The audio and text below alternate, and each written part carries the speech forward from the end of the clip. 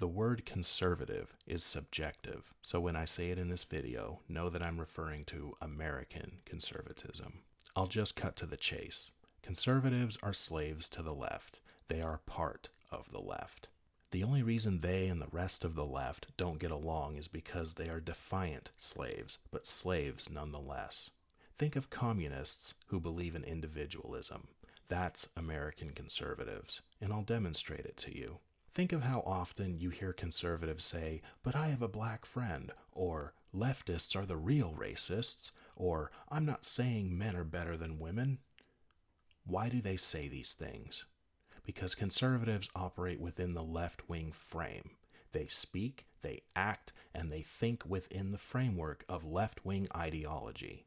It half stems from fear that they have to remind everyone of how not racist or how not sexist they are, but not entirely out of fear. The other half is genuine agreement with left-wing philosophy, also called egalitarianism.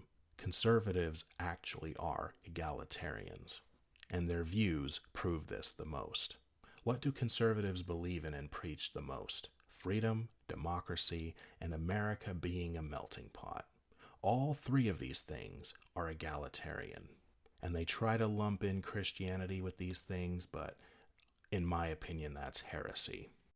Freedom is a highly subjective word, and when you think about it for 5 minutes, makes no sense, because as I say across all of my online content, every civilization needs a degree of freedom and restrictions on freedom in order to function at all. Too much freedom is detrimental. Too little freedom is detrimental. Just ask a conservative that if what they mean by freedom is anarchy. They will deny that they mean anarchy. But denouncing anarchy means they have to believe in restrictions on freedom. So what even is freedom? Conservatives don't have a solid answer to this, and they never will. But even putting that point aside, freedom is a universal concept. It is something that is meant to apply to all. That is how freedom is egalitarian. In concept, they want everyone to be equally free. And this only makes sense if you believe all people are equally good, equally fair, and equally responsible. The entire conservative mindset is downstream from the belief that all people are good. Believing all people are good is the only way conservatism makes sense. But at the end of the day, conservatism is not just wrong, it's contradictory. They don't believe in anarchy, they don't believe that all people are equally good, so what's even the point in believing in freedom? There is none. Therefore, it just goes back to what I said about conservatives existing within the left-wing framework. They see everything through an egalitarian lens. Conservatives try to be the left, but better. Okay, we covered freedom, now let's cover democracy. Now before I get into this, let me clear up some nonsense. Conservatives these days like to say, America isn't a democracy, it's a constitutional republic. First of all, a constitution is not a form of government, it's just a piece of paper. North Korea has a constitution. Second of all, a republic is a type of democracy. If any portion of the population that does not wield government power gets to vote on who does, then that is a democracy, which we absolutely are. Okay, now that that's out of the way, everyone should have the right to vote. This is what the left and conservatives say. But once again, when you question it, you find that it's not, in fact, what everyone believes. I won't get into that, but what is democracy? It is power to the people. Quite literally, the point of democracy is giving power to the people. They choose who their leaders are. Meaning, those with power are beholden to the people, and the people are beholden to those with power. That's how democracy is egalitarian. Hans Hermann Hoppe once said that democracy is just soft communism. Of course he's right. Everybody participates in government, everybody has power, everyone is quote-unquote equal under the law. Ah, there's that word, equal. This is how democracy, which conservatives love, is egalitarian, and therefore left-wing. And finally, the melting pot. America was always meant to be a place that anybody can come to and assimilate to the American culture. Now there's an egalitarian fantasy if I ever heard one. Anyone who understands the basics of human nature understands that you can't have a melting pot forever and expect the culture to remain completely intact. When you import the entire world, eventually you become a sort of amalgamate slop of the entire world. How does this not sound like an attempt to change human nature? The melting pot is quite literally a belief that no matter what someone's background is, no matter what someone's original culture is, no matter what gene pool someone comes from, no matter who their relatives are who are still in other countries, etc., etc., that people can all change to be the same. Sarah Stock is correct that the melting pot is supposed to mean that people become American, not remain who they originally were. But this is no better than Sam Seder's definition because that's never been the case. One of them may be right as far as definitions go, but as far as reality goes, they're both wrong. How often do you see Mexican families stop honoring the beliefs and traditions that they brought from Mexico? For example, Mexican food is still literally called Mexican food. It's not served alongside other American foods. Like, when are tacos served alongside sushi and hot dogs? No, it's still its own isolated type of food, named after the country it's from. There's no such thing as a melting pot. Nobody comes to America and changes. People come to America and remain what they already were, adapting only as much as they need to in order to make a living.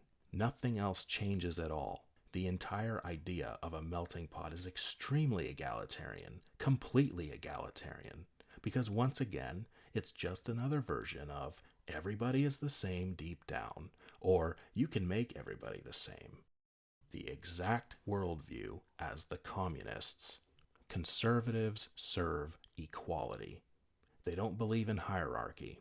Ask your average conservative if any group is inferior or superior to another group, and they'll get offended, just like a left-winger, because they are left-wing. They are offended at the mere idea of races being kept separate, of men ruling over women, or leaving other countries to worry about themselves. Conservatives believe, just as much as the left, that everything has to apply to everyone the same. Nobody is better than anyone else. And on that note, everyone is everyone else's responsibility. That's why America gives billions of dollars to every country on earth and engages in proxy wars. That's the egalitarian mindset. And we have to spread Americanism across the world. Everything I just described was applicable to the Soviet Union as well. Egalitarianism is a religion. America and the USSR just belong to different subsets of the same egalitarian religion. And don't forget, we became friends with Stalin during World War II. When Hitler and Stalin invaded Poland together, France and the UK declared war on Hitler, not Stalin. The entire goal of both world wars, and probably the third one coming soon, is to make the world more egalitarian. When you look at the end result of World War I and the entire administration of Woodrow Wilson, it couldn't be more obvious there's been an egalitarian conspiracy for the past century or more. One last point I'll make, and it harkens back to the subject of freedom. Do you want to know the quickest way to tell a conservative apart from a traditionalist? Just look at the subject of marriage. Conservatives are quite literally the ones who gave us no-fault divorce. I'm about to tell you why conservatives never have and never will fight against no-fault divorce. Because in their minds, it's a freedom issue. It's part of making everybody equal. No-fault divorce destroyed the family unit. But no matter what damage it has caused our society, conservatives will never, I repeat, never, reverse course on this problem that they created. They will never defy freedom. They believe men and women should be able to leave a relationship for any reason they want, because freedom. Conservatives don't believe in order. They don't believe in what works. They have a make everybody equal agenda just as much as the communists. It's a different approach to the exact same thing. It's like Sunnis and Shiites, how they both belong to Islam. It's the same thing with conservatism and communism. They're both subsets of the same thing, egalitarianism. Just like the communists, conservatives must serve the egalitarian agenda at all costs. That's why they will never reverse no-fault divorce. That's why all conservative figures, just pick any one of them, will never fight against no-fault divorce, and they will never encourage their audience to do so. The greatest enemies of the right wing are conservatives. Why? Because with communists, you know where they stand. But conservatives pretend to be our friends. They pretend to be one of us. That's how they keep the real right wing suppressed, by pretending to be us when they are just as much a part of the left as any communist.